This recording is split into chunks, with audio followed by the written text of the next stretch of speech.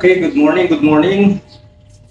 Good morning mga Lodi. At ngayon po ay magluluto tayo ng fried rice para meron tayong masarap na almusal. Pero itong fried rice na to ay hindi normal na niluluto natin dito sa Pilipinas.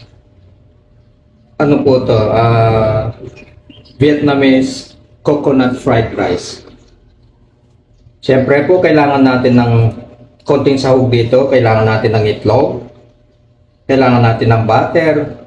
Kailangan natin ng coconut cream.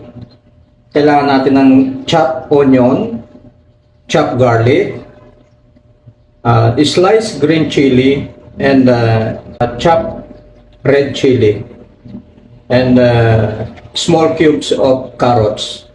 Kailangan din natin dito ng paminta, and kailangan din po natin dito ng asin. Kailangan din po pala natin dito ng spring onion at ng celery. Pero meron po tayo ditong mini garden at doon na natin siya kukunin.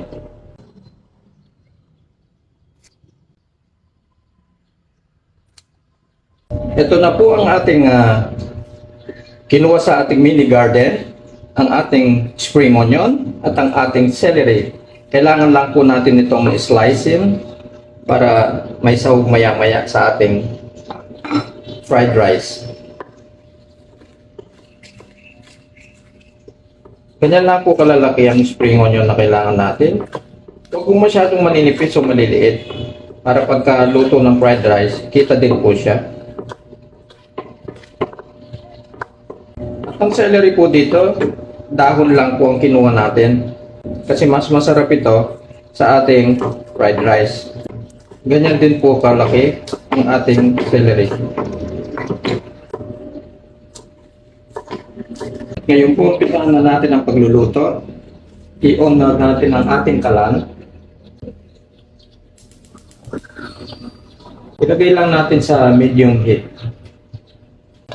Ngayon po, medyo painitin lang natin ang kawali bago tayo maglagay ng mantika.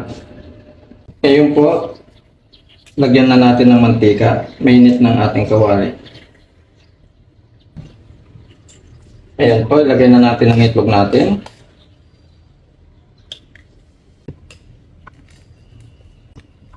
Normally po, kailangan ilagay muna natin sa tasa yung itlog para ma-check natin baka mamaya sira siya.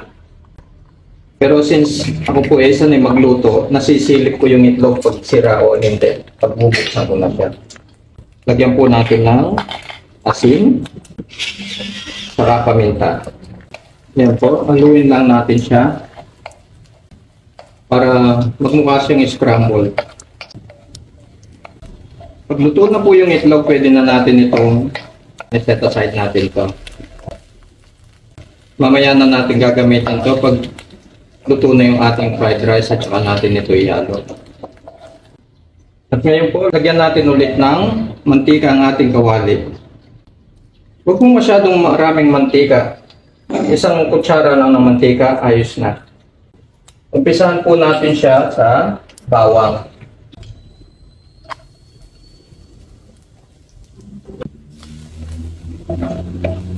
Yan po, makikita natin na nagba-brown na agad yung bawang. Mabilis lang po to. At even 1 minute. At isasabay na natin yung onion. Lagay na rin po natin yung ating carrots. Ang carrots po, mainitan lang. Okay na yan. Hindi yan masyadong niluluto. Ngayon po, ilagay natin yung ating chili. Kung kayo po ayaw ninyo ng maanghang, huwag na po kayong gumamit ng red chili. Green chili na lang po gamitin ninyo, hindi po yan maanghang. Ngayon po, ilagay na natin yung ating celery para lumabas yung amoy.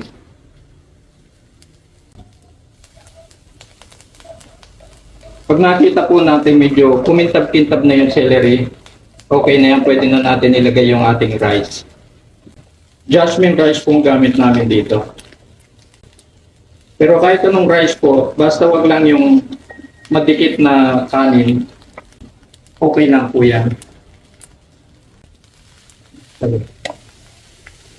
At ngayon po ilagay natin yung ating butter. Tunawin lang natin.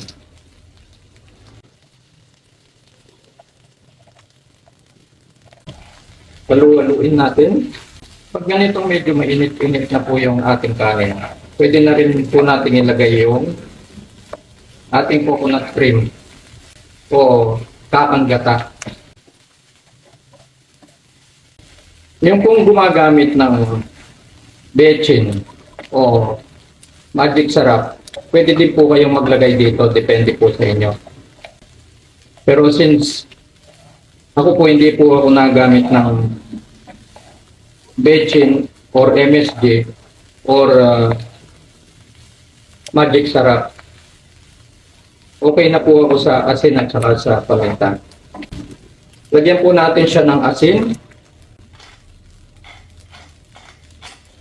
At lagyan po natin siya ng paminta. Lagyan po natin siya ng isang kutsarang patis. Ito po yung optional lang kung gusto lang ninyo ng patis. Yung patis po kasi pampalasa ng mga Thailander yan, no? Mga Vietnamese or Malaysia. Ito po, ilagay na natin yung ating coconut milk.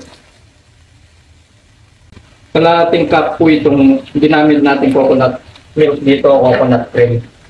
At haluin lang natin ito. Ganyan lang po siya. Pag yung ating coconut cream ay nag-incorporate na sa ating kanin, pwede na nating isawag lahat yung remaining ingredients. Katulad po niyan, nakikita natin na medyo nawawala-wala na yung basa-basa ng kanin.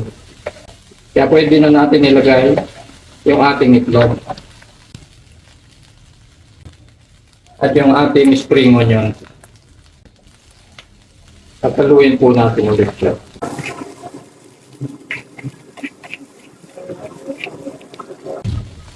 Mga 3 to 5 minutes po, ay luto na ito.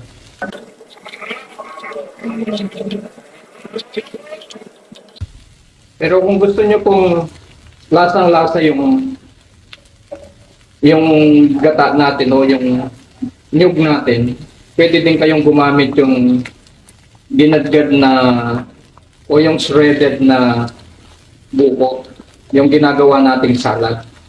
Pwede po natin ihalo dito yon. Pwede din po siyang pang-garnish kung kayo nag-restaurant.